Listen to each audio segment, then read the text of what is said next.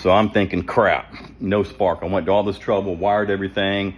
So I started checking a few things. So I'm going to show you what I did. So the first thing I wanted to do was I wanted to make sure that do a dynamic timing, and that's when you actually use a timing light. When you hook it up between you hook a timing light up between your number one plug and cylinder. And then there is a clear plastic plug that you can put here because you don't want to run with this plug out.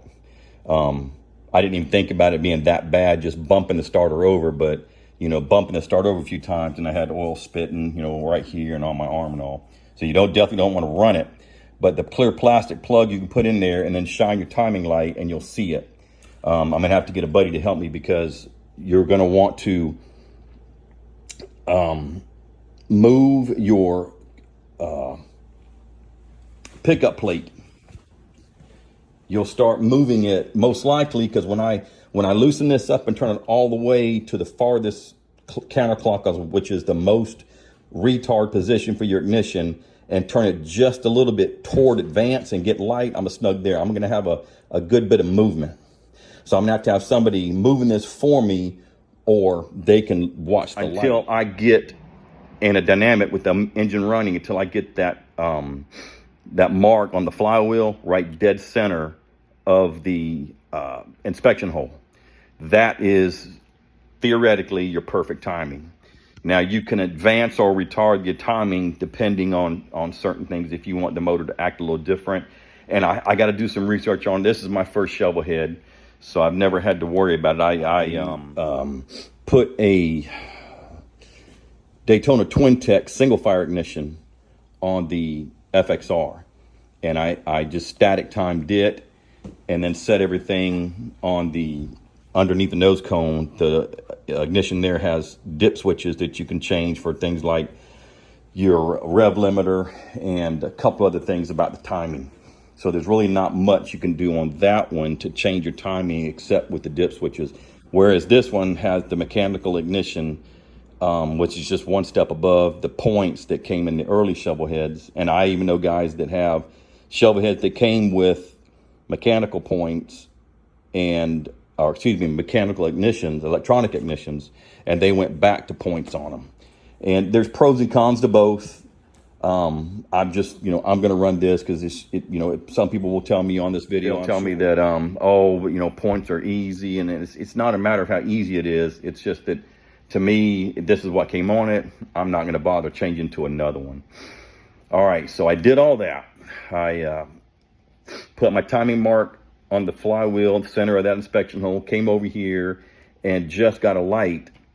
And then I went over there and held a spark plug up into the wire, hooked up to the wire and the wire to the coil, and had no spark whatsoever. And if I did see a spark, it was super duper faint. So now it's like, oh shit.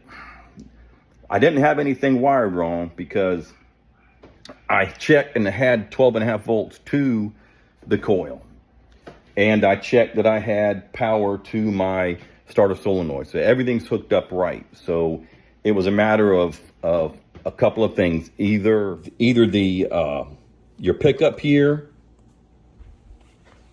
maybe the wiring or something, or the coil, the wires or the plugs. Those are the things that, if you've got fuel, if you've got air and you've got spark, it's gonna fire. All right. If you have fuel and air and you have no spark, of course it's not gonna fire, but the things that are gonna cause a no spark condition are possibly spark plugs, the wires, your coil, or your ignition. So like I said, I ohmed the coil out and it was 5.6, 5.7. It would kind of bounce back and forth a little bit. So that is just a little bit more than it should be. The plugs, the wires ohmed out at about 0.5. They're good. These plugs, I bought a whole bunch of them because I know, being a shovel head and the carburetor, I'm probably going to smoke them out a few times. So I've got plenty of them. So the ones that are in there are brand spanking new. There's nothing wrong with them. And just to be sure, I grabbed another one off the shelf, threw it in here, and no spark. So then it was a matter of finding out where my weakest link was. So since I had, the first thing I did was I checked I had power to my ignition. I checked and I had 12.5 volts to the coil. The coil is wired up correctly. Your white wire to the top, blue to the bottom, and your power to the top. So the white and the power go to the top right here, and the blue goes to the bottom. It's wired correctly. The coil ohmed to like 565. That's not terrible, but not great. So the only other thing that it could be is the pickup. Now, how you determine if your pickup is working is, like I said before, you would turn your ignition on, loosen these up, turn it all the way to the full retard position, have your test light hooked up to the bottom of your coil, ground it out, and as soon as you turn it and get light, your magnets are working. Your pickup at this point is working. All right. Now, that tells me that this pickup is working at this point, that when the magnet comes around and hits, I'm getting a pulse. Now, in order to find out if you have a signal over here, what you do is you can take and put this on the bottom just like it is. Then you can ground out your test light, hit your starter button, and once again, I have the ignition is on, but I have fuel off and the spark plug is out. So even if it could, it wouldn't crank. But you hold your test light to a ground position, hit the button, and every rotation, when it gets to that point, you should see this light pop on. That tells me I'm getting a signal to the coil. I got 12.5 volts to the coil. I'm getting a signal from the pickup on the other side to the coil. So that means everything's working at that point up to the coil. So now I know I have power to the coil. I know I have a signal coming from my pickup to the coil. From that point, you know that you should be getting a signal out to your plugs. So that tells me I'm 99% sure that coil is bad. So that's my next thing is I gotta buy a new coil and swap that out. Unfortunately, right now money's tight. I'm trying to sell my house. When my wife and I got married, I moved into her house. So I've been renting my house for a couple of years and told my wife recently, I said, I'm tired of it. I don't want to have the responsibility of it anymore. It's to me, it's just too much of a liability to have one house like that. If you had 5 or 6 or 7 of them, and you've got income coming in from them, if you got a lot of income in 1 month from several houses, and you have a problem with one of them, you're going to have more money to play with to fix it. And I told her, I said, that's the only house we own besides this one, and I'm just tired. I want to sell it. So my renter, he left the house last month, September. So as of October now, this mortgage and my mortgage in my house, and we're responsible for both of those. So I've got 3 motorcycles. My wife's got 1. 2, the Sportster and the Road King and the FXR are both running. All 3 running, so there's no problem there. But I just can't justify putting any money into this until we at least get that household. Or if it doesn't sell quickly, just go ahead and rent it again. So that will be my next thing for the shovel head. I think I talked to everybody about the battery box, the shit. I'll say it in a minute. The supports, you have one here and one back up under the battery box, and they have rubber bushing that both of them that just gives the box a little support, but lets it it's not bolted to the frame straight, so it's got the rubber bushings there for vibration. And I've got those over there. I can put those on. So the only thing I need is a coil, and I believe that is going to solve my problem with the shovel head not starting. It's a shovel head, so it's got leaks. It's 45 years old. Hopefully next year I'll have the money to have the motor and transmission taken out and rebuilt. Even with them out, I'm not gonna tear the bike down to the frame. I talked about it in the last video I made that I liked the looks of this bike just the way it sits, you know. It's just a 19-inch front wheel, no fender. I haven't found anything yet on the stock length of the tubes, but they just, the way the bike sits, just, you know, the frame sits just a little higher in the front and the back, makes me think that those forks, and they just look a little bit longer than normal. But, you know, the rabbit ear handlebars, the king queen seat, the big sissy bar, I just like that look. 70s. So even when I go to take this frame, or excuse me, take this motor and transmission out, I might clean up the frame a little bit, you know, wipe it down, but I'm not going to sandblast it and have it powder coated. It would be beautiful. I would put that same exact color back on, a kind of a turquoise.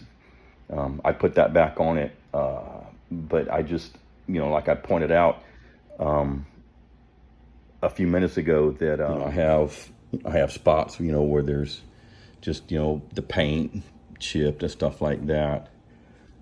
I mean, I like it. I want it to look, you know, real, like it's just come off the road. You know, I've seen plenty of shovel heads that are just, man, they're beautiful. There was a guy, a bait chapter, who had a shovel head. I don't remember what year it was, but he had it, the motor and transmission rebuilt. He had the frame powder coated. You know, had this really sweet paint job on it, and it was beautiful. I mean, it was ready for a show. I mean, it was the bike you could enter in an antique bike and car show, and it would win. And but to me, I just, you know, even my FXR and my Road King and my wife's, maybe hers is probably the best looking one of all of them. There's just little things like on the FXR. I took the fender off one time, and I've got that bullet fairing right there that I used to run on it, Arlen Ness. I'll put it back on because I am going to have this in paint. I'm not going to do the frame, but I'm going to have, once I do all the work, widen the rear to put the big fender on it, the larger tire, I'm going to have all the tins, the side panels, and that bullet fairing painted black. But right now, you know, I ride this in the way it is, you know, and there's paint. This is, when I first bought this bike, it looked black with the green flames. That's what I thought it was. But then, as first time I got it home in the bright sunshine, you see right here where it's fading. There was a chrome centerpiece right here, and the only problem is, in the middle of the day, the sun would hit a certain way and it would blind me. So I had to take that off, and I kind of like the looks of it. You see the seam in the tank, but I can live with that. But like I said, when I first bought it, I thought this was black with green flames, but it's actually super dark green with the flames. And the purple is actually a base coat that Harley uses. That's actually the base coat before they paint it. And then there's a chip down here, and just a slight, might be a slight dent in the fender, just right there.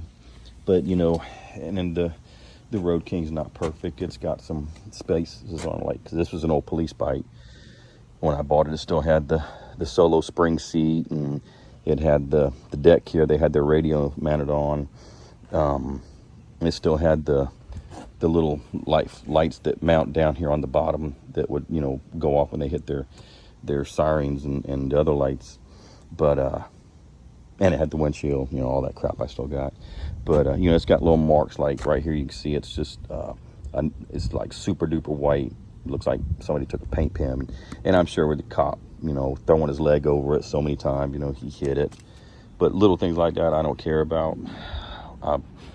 I've never, you know, I've never owned a brand new bike. I probably never will.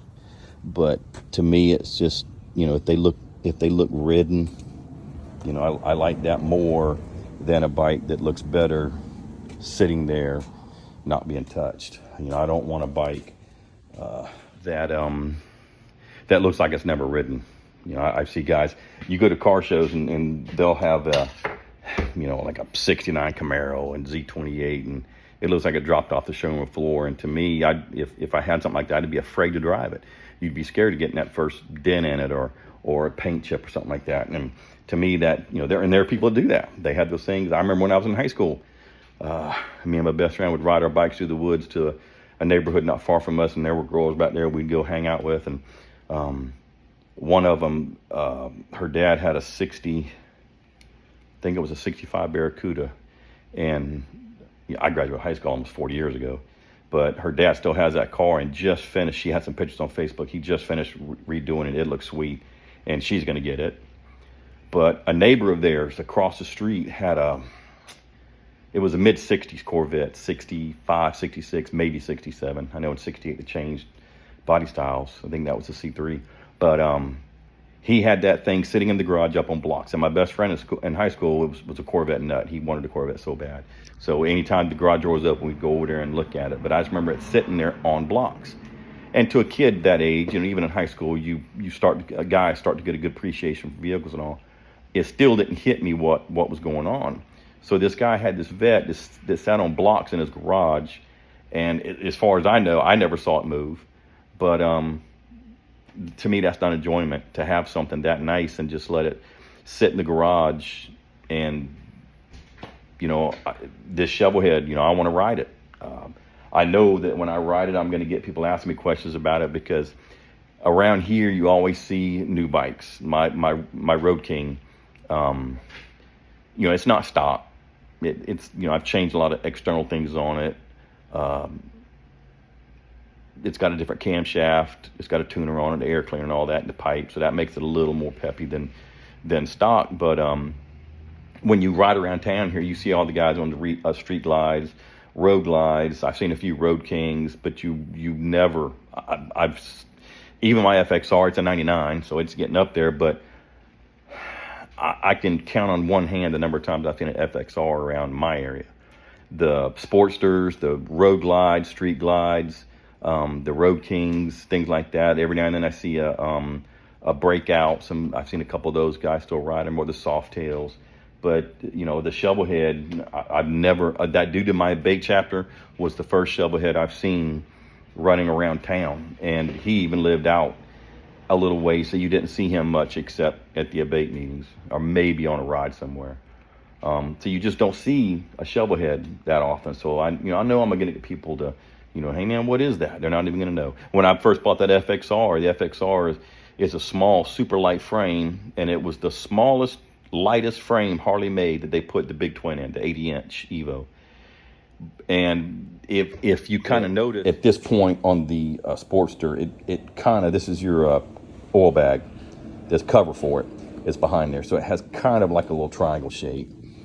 And then the other side, there's a matching cover that's your batteries behind there.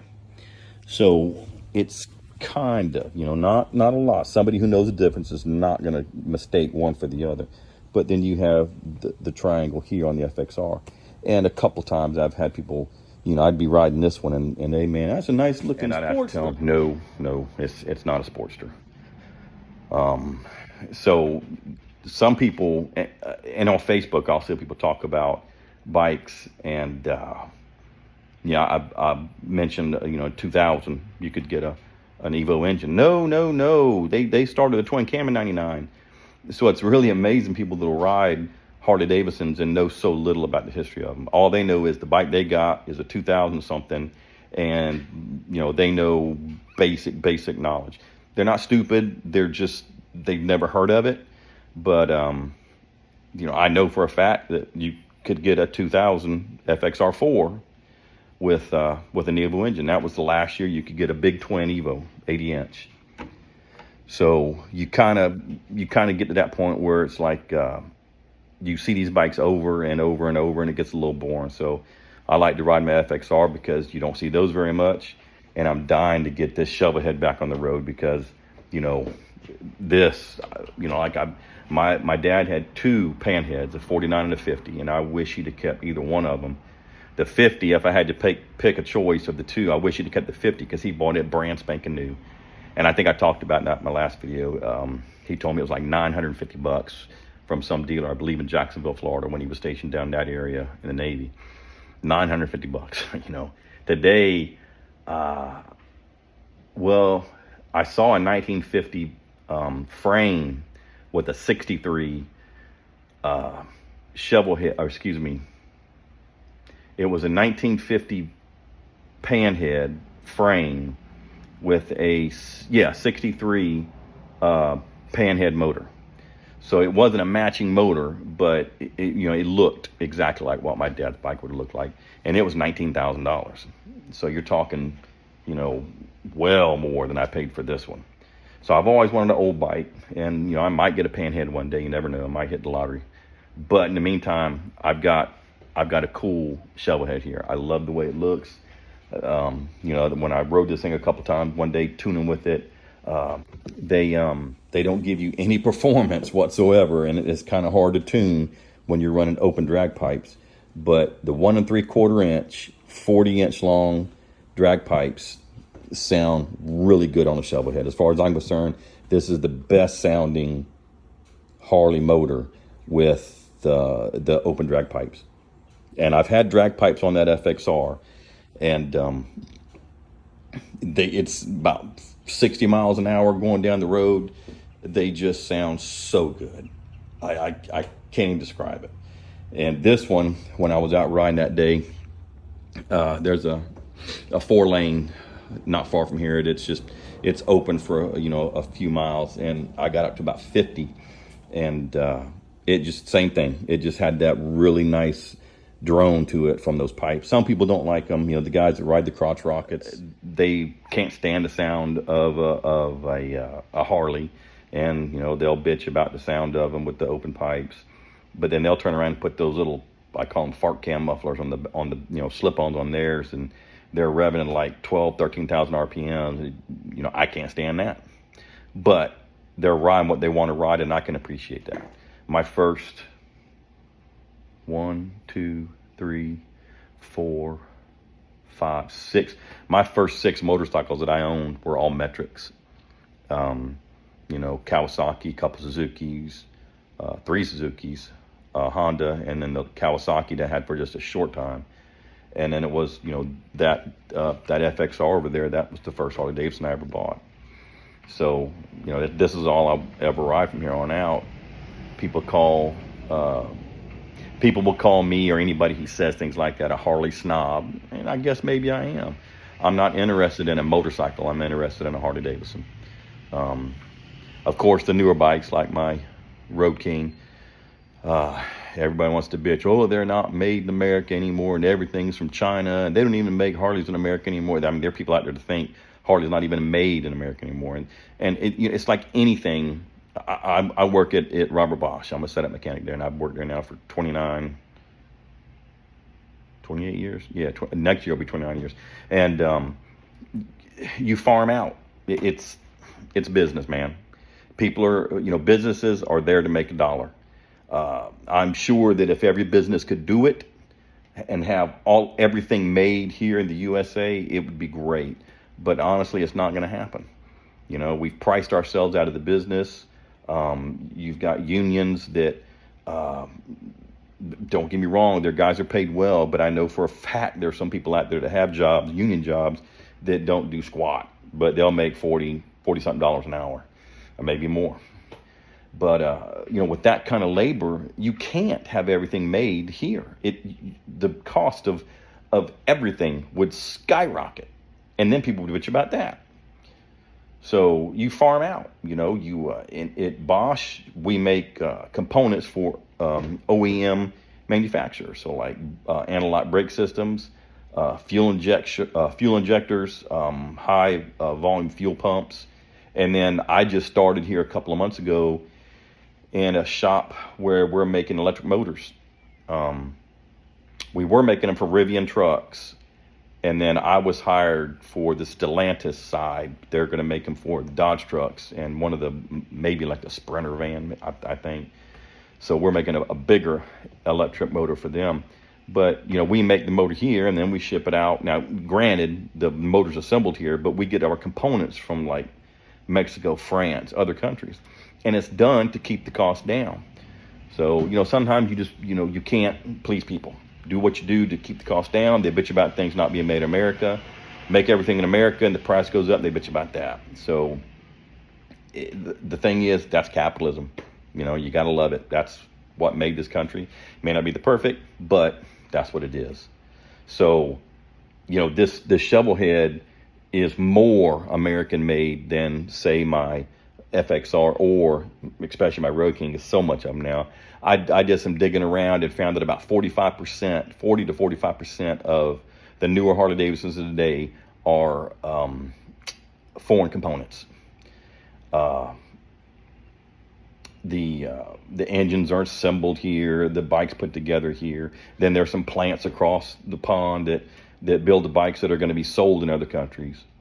But it's just that, I'm rambling on about how we make things here and out of the country. But, the bottom line is that when I was talking about wanting to be a Harley because it's American made, it was founded here in 1903. It's the only motorcycle company that's been open from day one till now. Even Indian, people like to say, oh, well, Indian's older. Well, they went out of business. They folded shop for a few years, and then they got bought out by different companies, and now Polaris owns them. So it's not even Indian anymore. And as soon as you bring that up, people go, oh, yeah, well, Harley was bought out by AMF. Well, yeah, they were. But they turned around and bought themselves back and came out with the Evo, which was in that FXR, and that pretty much saved Harley Davidson. So this bike, this shovel head, is probably the most American bike I'll ever have, unless I buy an older one. But I just, to the point where this is what I want, a Harley Davidson. When I was little, I don't know why I waited so late to get my first one, that FXR. I had bikes back as early as 1985 when I was in the Air Force. But I don't know why I waited so long. I wished I hadn't. I missed out on a lot of good riding years. But I'm trying to make up for it now. But the people, there are people who ride nothing but Indians. They'll ride nothing but Metrics. They'll ride nothing but Harleys. And I respect everybody, man. Ride what you want to ride. Just get out and ride. I'm riding down the road and I see two wheels. I'll throw my hand out. Give them a little piece, give them a little, rock on, you're cool. Every now and then you got to let them know you're number one. But for the most part, I don't give a shit what you ride, man. Ride what you want. Honda, Kawasaki, Ducati, anything. Just don't come talk to me about how your Ducati will smoke my Harley, because that's not a flex, man. That's like me saying my Chevelle, 70 Chevelle big block will smoke a Volkswagen. Of course it will. Everybody knows that. Stevie Wonder and Ray Charles could look at each other and go, man, you see this shit? So it's not a flex when you say your insert favorite metric bike will smoke a Harley Davidson, because of course it will. These bikes weren't made for speed. They were cruising bikes. That's what they're called, cruisers.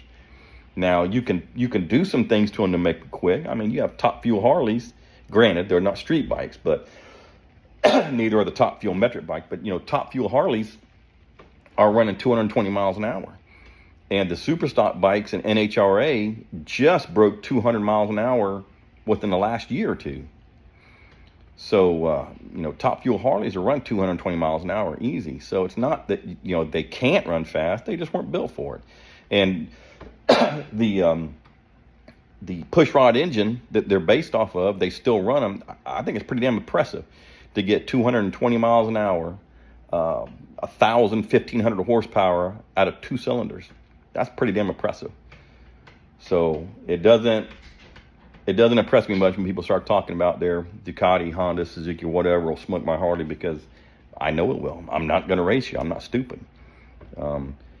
I think all things being equal, rider size, experience, and all that, I think a Harley will pull off the line for the first, maybe 60 feet on a metric, because they make so much torque down low. You can't beat that. I mean, torque's where you get off the line from. The horsepower is going to give you top end. But I would put up my FXR against a metric bike for the first 60 feet. You're going to pull away from him. But after that, that metric's going to walk the dog on you. He's gone, because he's going to be revving up in first gear when you're probably in third gear, because they can run, 10, 12,000 RPMs. I think I've got the rev limiter on that FXR set to 6,500 or 6,250, something like that. And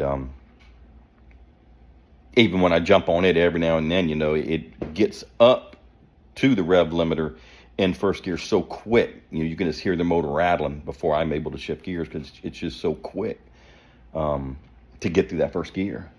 But all in all, I'm not out to race them. I'm just out to ride and have fun. But that doesn't mean I'm not going to get on it every now and then because, you know, I've done a little work to that one, so it's not too shabby. And even the Road King, you know, it's got a little umph to it with the camshaft that I put in it. So that's where I'm at right now. I've got the drive belt and the clutch fix on this one. So I took it around the road the other day when I did that, and it rides fine. And I think I talked about this one the last time. The key was sticking on it. So I put a new ignition on it, and it's running fine. And of course, I haven't had any problems out of the Road King except keeping the white walls clean. They're always dirty. But that's about it for this video. This was just going to be a quick one to talk about, you know, what I'd done since the last time. I've got the shovel head to a point. I mean, I can change those two isolators for the battery box, and then after that, it's just waiting on getting another coil. And they're not expensive. I mean, I can buy a cheap one for like $50. I'm just, you know, I don't feel good about spending money on it when we got 2 mortgages to hang on to for right now. Hopefully that house will sell quick, and I'll be able to get back to doing what I got to do on this one to get it running. Because I know when I put that coil on it and get it running and get the carburetor tuned right and the timing done, I'm going to get out there and start riding it, and another problem's going to pop up. This bike's 45 years old, and more than likely, it is all original on the inside in the transmission. So it'll be a matter of getting it running as best it can, tune that carburetor, get the timing set on it right. I know you sometimes have to play with your timing to get it to kick easier. And I want to be able to kick it whenever I want. I want it to be able to start fairly easy with kicking it. So I'm going to have to play with that a little bit. But once I get it running decent, you know, I'm going to put some miles on it just to play with it and just to find the next problem.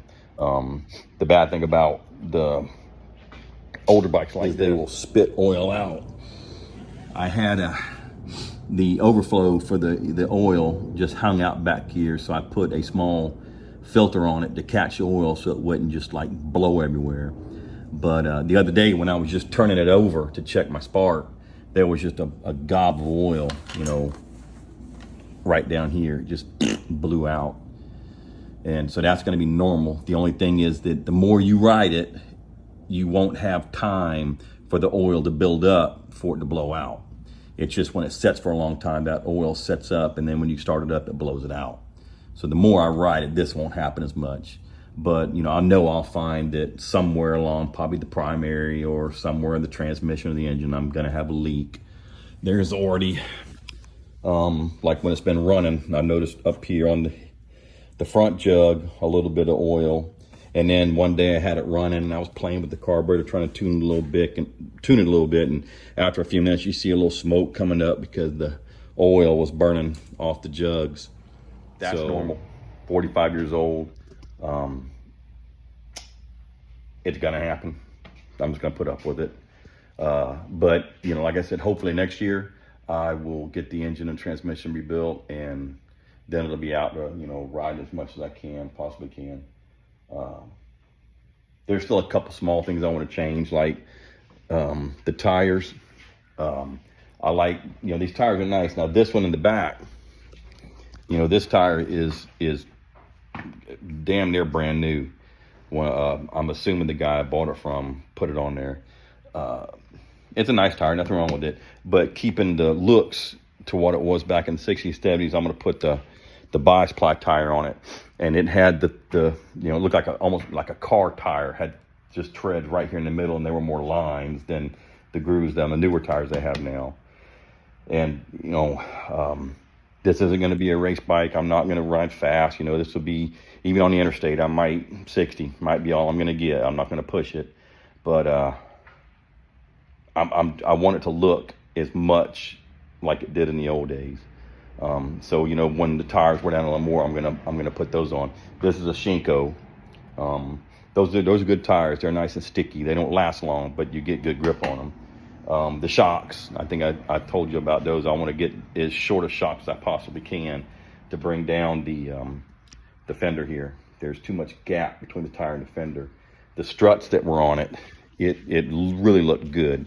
I mean, the fender was down over the tire and it just really looked nice, but you know, there's no way my back can handle that. So that'll be when I find those, that'll be in the future. For me, the next thing is going to be the coil, and hopefully that's going to be my problem, and I'll be able to crank it up and run it, tune it, and start riding it and look for my next problem.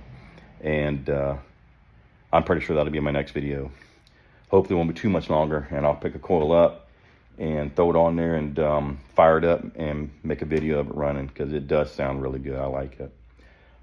So anyway, that's my video for this time. Hopefully it won't be too much longer, and I'll have another one out when I put a new coil on this shovel head. And you guys stay safe, ride safe, and if you got a question, throw it in the comments. Y'all take care.